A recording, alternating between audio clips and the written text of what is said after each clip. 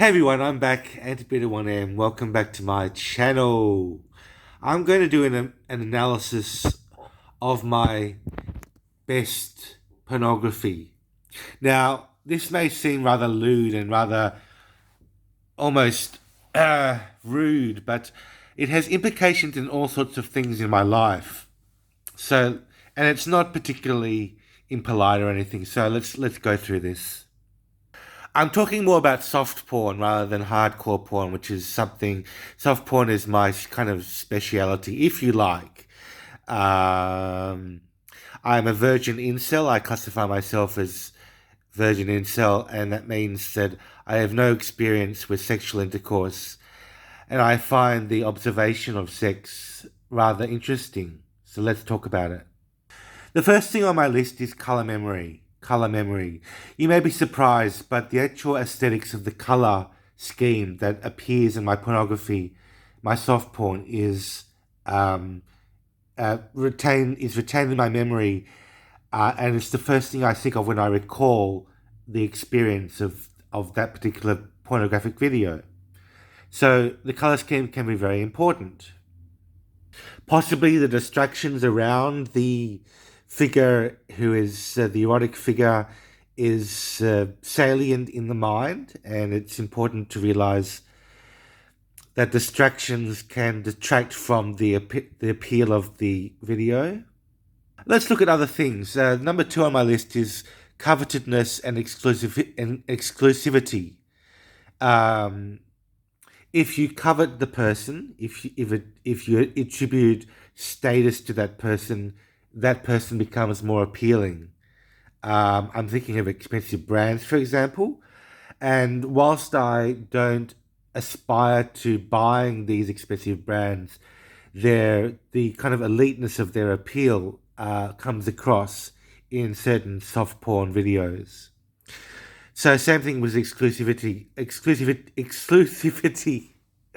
I'm struggling today, but with exclusivity, the idea of something being hard to obtain, but possible to obtain.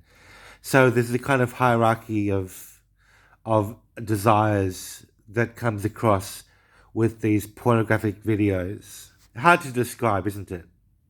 I think that if anything is highly desirable, it becomes more valuable, and that's quite obvious in pornography as well. What also comes into play is the idea that we have to uh, resist or be disciplined enough to not gratify ourselves immediately with our pleasures.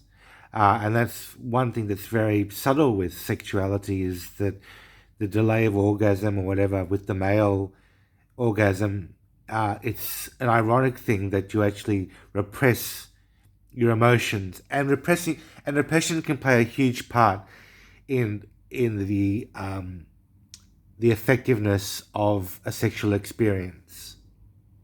Number three on my list, ironically, is implied consent. If a lady does not consent to having sex with you, or consent to kind of making out with you or whatever, it dilutes the significance of the experience, or it could make the experience much more depressing and alienating.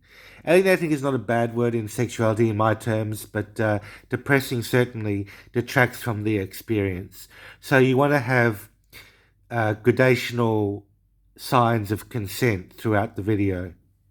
Not sluttish necessarily, and not kind of obvious, but kind of teasing and tantalizing forms of consent.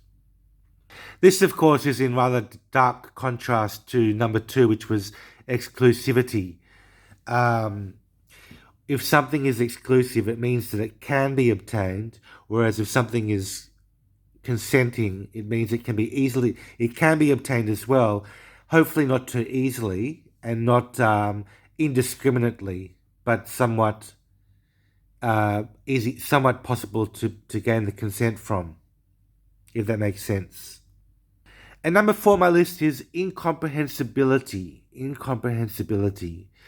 When something is incomprehensible, it means that you do not register it or understand it the first time. Things like God, for example, why God is so appealing to everybody is because he's incomprehensible, because he cannot be understood or fully comprehended.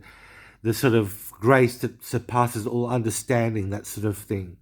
And that's an impulse response, which is highly, um, it's very effective in generating a sexual drive and sexual based uh, teleology, if you like.